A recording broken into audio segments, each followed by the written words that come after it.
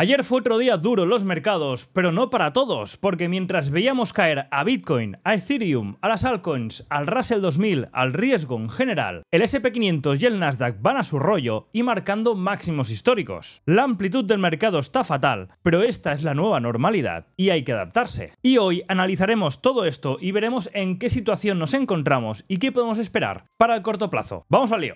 Muy buenos días, cracks. Pues según las últimas noticias, diputados demócratas estarían considerando pedirle al presidente estadounidense Joe Biden que retire su candidatura. Y es que decenas de legisladores demócratas están considerando redactar una carta con esta petición. Y es que el debate y el resultado del mismo sigue siendo el tema del día. Y atención, porque un nombre que cada vez suena con más fuerza para relevar a Joe Biden es el de Kamala Harris. Y si no, mirar este gráfico porque en apenas 2 días hemos pasado de esto, donde Biden tenía el 23-24% de probabilidades de ser presidente y en cambio Kamala Harris no llegaba al 5%, y en apenas 2 días hemos pasado de esto a esto, donde Kamala Harris ahora tiene más porcentaje de ser presidenta que el propio Joe Biden. Este sigue bajando ya por debajo del 14%, Donald Trump se mantiene en el 59% más o menos y Kamala Harris sube del 4,5% a casi el 15%. Y es que ayer un portavoz de la Casa Blanca negó que Biden esté considerando renunciar, pero a la vez dijo que Kamala Harris es el futuro del Partido Demócrata. De hecho, una meme coin con temática de Joe Biden se ha hundido casi un 75% desde el debate con Donald Trump. Y en cambio, una meme coin de Kamala Harris en apenas 2 días se ha disparado un 250%. Por lo que iremos siguiendo las novedades que nos van filtrando sobre este tema. Y como siempre te recuerdo que si te gusta y valoras mi trabajo, dale al like, suscríbete al canal y recuerda activar la campanita de aquí abajo para estar al día cuando suba nuevo contenido. Y ayer, otro día en negativo en los ETF de Bitcoin al contado con unas salidas de 20 millones de dólares, sobre todo por la presión de Grayscale, y la única compra ayer fue de Fidelity. Y a pesar de que prácticamente en el histórico estas ventas son mínimas, pero lo que sí que muestran es que seguimos viendo una falta de interés de compra. Desde hace prácticamente un mes, cuando vimos el máximo, el 6 de junio, la fuerza compradora se ha ido deshaciendo hasta prácticamente desaparecer. Y es que fijaros con este gráfico donde vemos que el volumen de operaciones de los ETF de Bitcoin al contado está disminuyendo paulatinamente. Desde finales de febrero, principios de marzo, este volumen ha ido disminuyendo hasta el punto que lleva mucho tiempo que no puede superar la barrera de los 3.000 millones de dólares negociados, cosa que era algo habitual hace apenas pocos meses y pocas semanas después del lanzamiento. Por lo que es muy posible que si queremos ver una reacción fuerte de Bitcoin y compañía, hace falta que este volumen de operaciones vuelva a despuntar por encima de esta franja, de esta resistencia de los 3.000 millones. Pero lo que sí está aumentando es el número de billeteras de Bitcoin que contienen más de 10 Bitcoins, y este ha alcanzado un nuevo máximo histórico. Para que veamos que a pesar de que no subimos en precio, que a pesar de estar en este lateral durante meses, la cantidad de billeteras con más de 10 Bitcoins no para de aumentar y esta gente no tiene 4 duros. Y ahora saltando a Ethereum, algunos emisores del ETF de Ethereum al contado, como es el caso de Bitwise, ya están presentando los formularios S1 actualizados con las últimas peticiones de la SEC. Y lo están haciendo antes de tiempo, y acordaros que la fecha límite era este 8 de julio.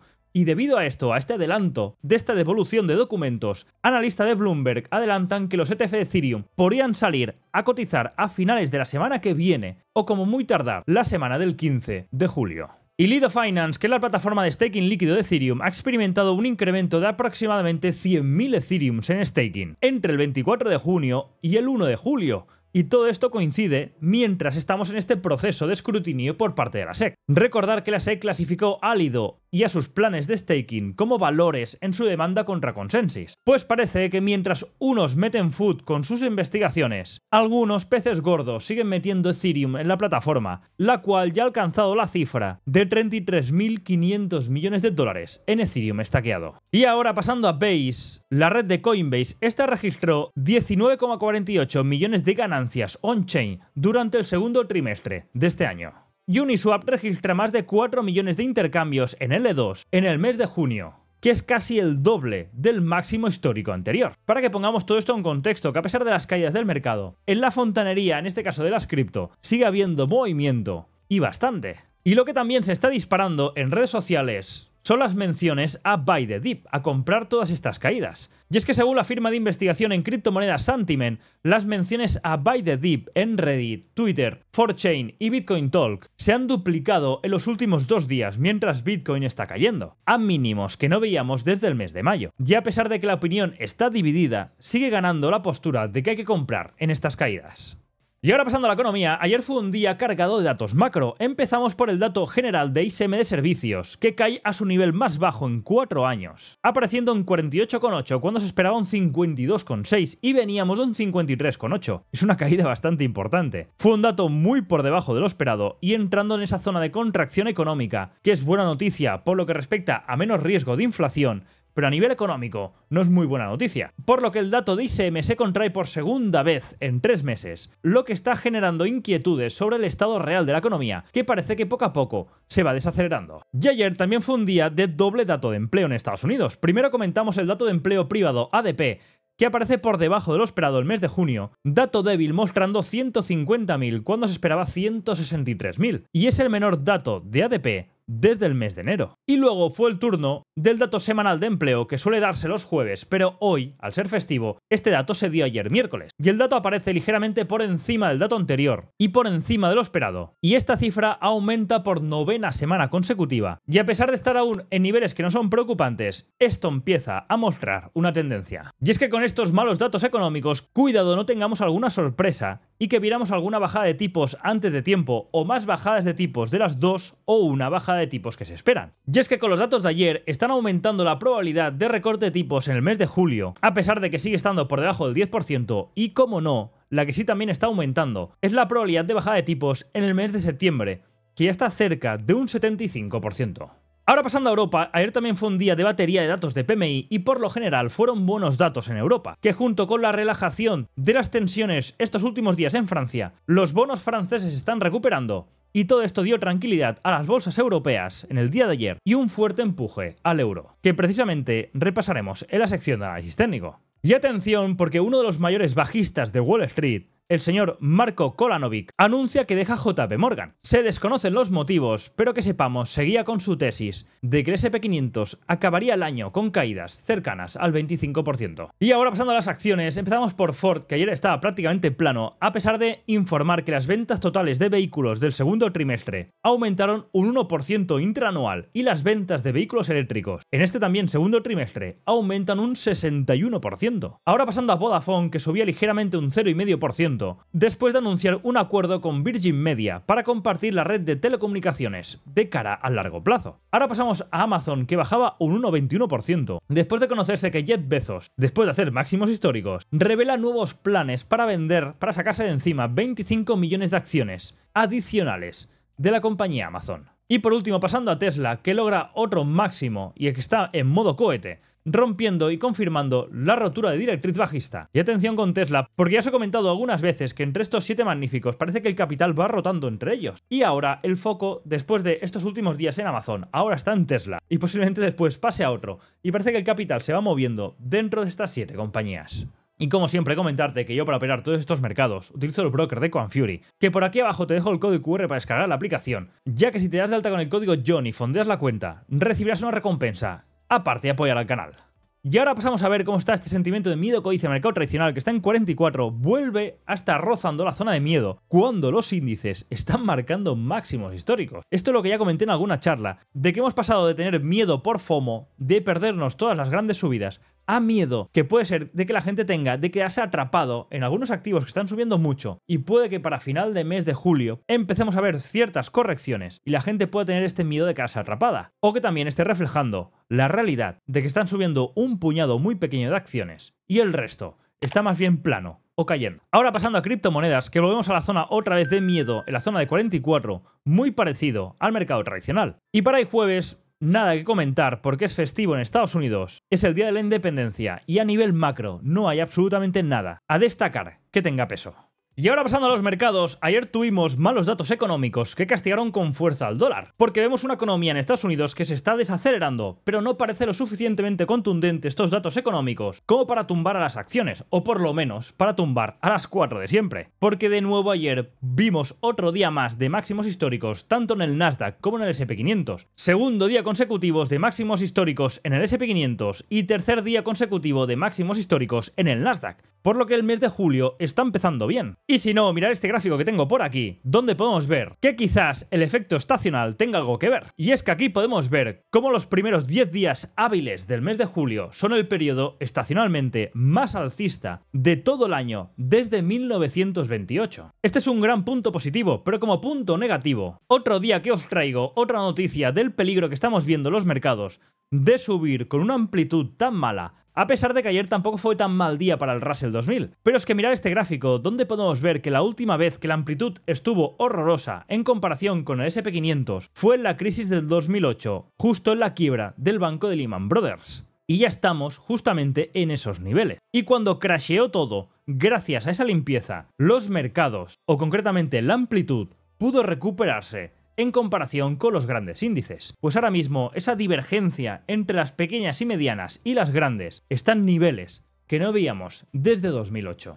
Y es que fijaros que ayer, a pesar de que el rendimiento de los bonos cayó con fuerza por estos malos datos económicos y de empleo que están empezando a entrever una bajada de tipos de la Fed más pronto que tarde, o sí se realice esta en septiembre, o podamos ver hasta más de 2 bajadas de tipos, esto castigaba el rendimiento de los bonos y es favorable para renta variable y sobre todo también para estas pequeñas y medianas empresas, pues mientras veíamos al S&P 500 y al Nasdaq subir, el Russell 2000 acabó en negativo, para que veamos esta distorsión tan grande de los mercados. Pero esto ya de cara a hoy, recordar que al ser festivo en Estados Unidos, todo esto estará cerrado y seguramente en el resto de los mercados veamos poco movimiento y sea un día, en teoría, de transición. Pero donde parece que no estamos de transición es en el sector de las criptomonedas, y es que en estas últimas horas hemos visto grandes caídas, tanto en Bitcoin, Ethereum y en todas las altcoins. Pero a pesar de las ventas que estamos viendo estos días en Bitcoin, que sepamos que el mercado de opciones sigue estando muy desbalanceado a largos, a posiciones alcistas, porque las posiciones están colocadas de tal manera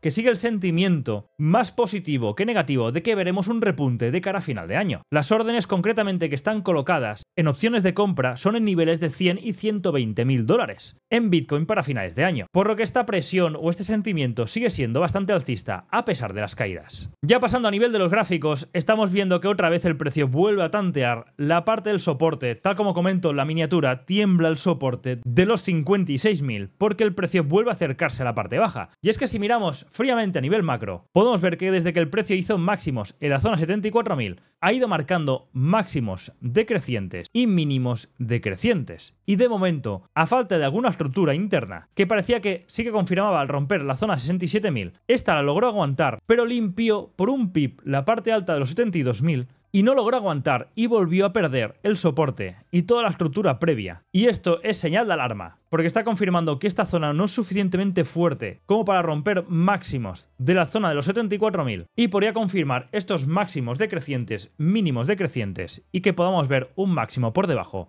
de la zona de los 56.000. Es cierto que a nivel interno, si miramos gráficos más pequeños, acordaros que yo tenía marcada como una liquidez importante toda esta zona de aquí, que ya fue barrida, la zona de los 66.000. También la zona de los 60.000, 61.000 que fue barrida hace prácticamente pocos días, y tenía una pequeña zona de liquidez que no me esperaba que el precio viniera a buscar, que era justamente la zona de los 58.000, que es donde ha creado el máximo barriendo justamente esta zona de aquí. Tampoco creo que sea el objetivo de toda esta caída desde la zona de máximos, por lo que ahora mismo, a la espera de que rompa estructuras internas, creo que lo más posible es que vengamos a buscar y a testear de nuevo los mínimos de la zona de 56.500. Ya si hacemos zoom a nivel interno, ahora mismo, hasta que no rompamos el nivel de los 60.400, esto sigue completamente bajista, y si vemos otro mínimo por debajo del mínimo marcado hace apenas unas horas, volveríamos a bajar este nivel de referencia al último máximo, ahora mismo en este caso en 59.200, y hasta entonces esto sigue bajista y cuidado con ponerse en contra de un cuchillo que está cayendo, porque no sabemos si esto no para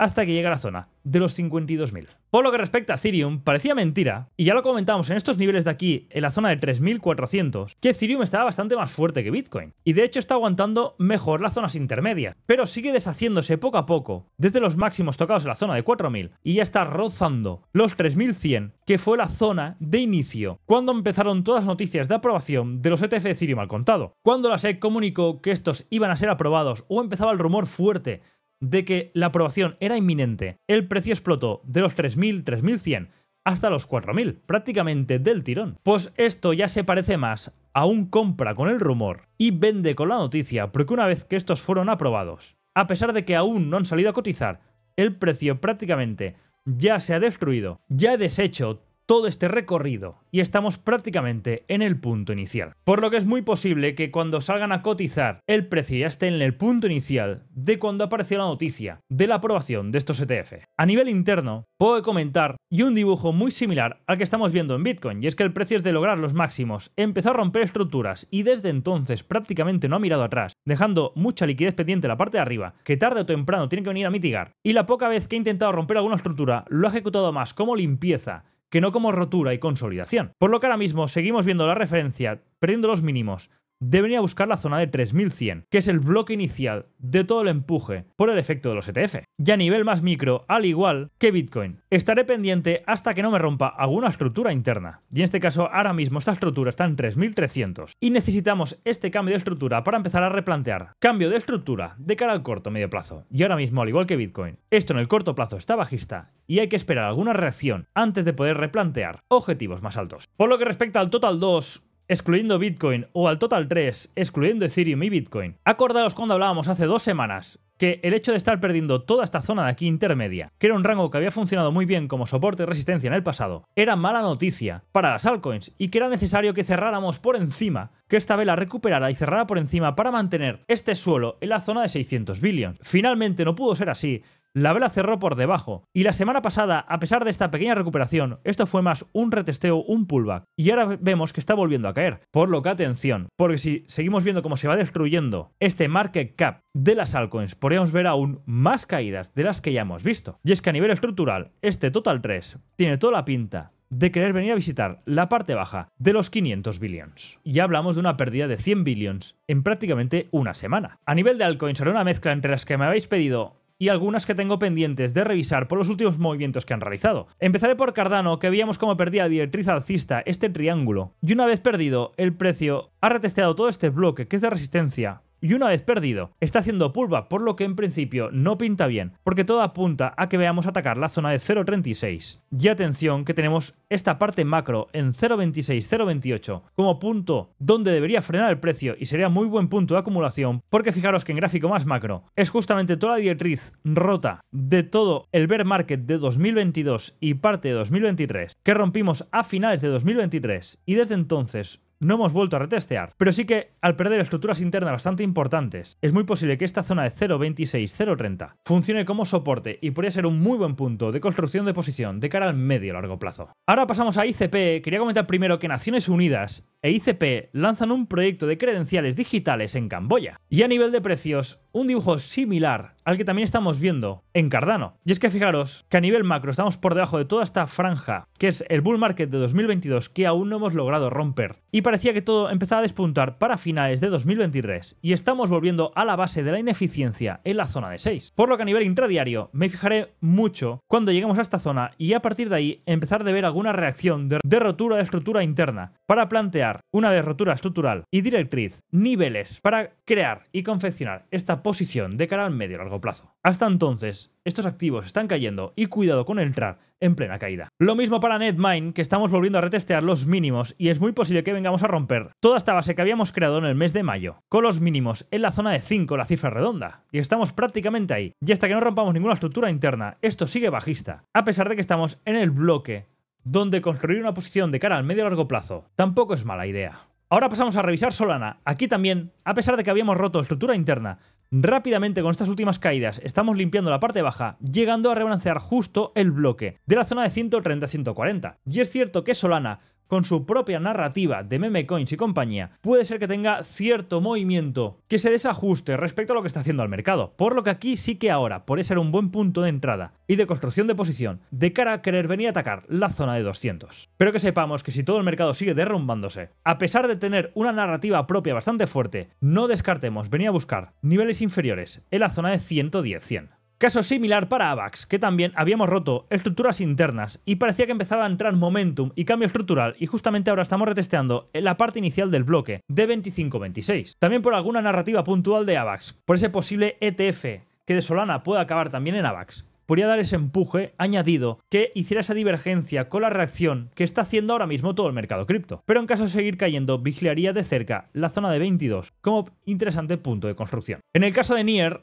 era similar al de Solana y AVAX, pero no acabó de romper la estructura interna y sí que está acumulando liquidez por la parte superior, pero de momento estaré al margen porque podríamos ver un mínimo inferior por debajo de la zona de 4.50, limpiando también el mínimo que vimos a finales de abril y dando un buen punto para empezar a confeccionar ese trade antes de romper estructuras internas y directriz bajista que nos lleve a plantear escenarios de ataque a la parte superior. Y por último, Cash, que ya os comenté estos días atrás, que la fortaleza que veíamos meses atrás cuando rompíamos máximos era mucho más contundente que las limpiezas que estamos viendo últimamente. Y es que fijaros que las roturas están siendo con mecha, por lo que está empezando a mostrar más debilidad a pesar de mostrar una tendencia alcista y una estructura bastante más fuerte que el resto de activos. Por lo que en el caso de volver a la parte baja estaré esperando quizás una doble confirmación antes de entrar simplemente al toque, por el hecho de que las limpiezas de máximos no son ya tan contundentes como en el pasado. Ahora pasando a divisas, aquí ayer se juntó buenos datos económicos en Europa y malos datos económicos en Estados Unidos, que apuntaron a una caída de los rendimientos de los bonos y a una caída del dólar, y a un aumento y recuperación del euro después de grandes caídas semanas atrás. Pero atención, fijaros qué precisión milimétrica, porque el euro vino a limpiar este triple techo que teníamos justamente en la zona de aquí y en esta ineficiencia del último máximo, en la zona del 1.082, 1.083 en euro dólar, vino a limpiar por un tick el máximo que coincidía con toda esta parte de mínimos de 105 del DXY y justo se paró al rozar el número redondo de 105. Para que veamos que a pesar de esta distorsión de nivel macro y esta manipulación o amplitud de rango por estos eventos, los ajustes son al PIB. Toman ese punto de liquidez y cierran rebalanceos pendientes de posición y giran, llevando el precio justamente al punto de donde quieren llevarlo. De cara a hoy, recordad que hoy jueves Estados Unidos está cerrado, por lo que me esperaría un día de poco movimiento en teoría, y mañana viernes acordaros datos de NFP, nóminas no agrícolas, por lo que podemos tener los dos escenarios. El escenario A, que es después de tener una semana donde rebalanceamos máximo semanal, cerramos gap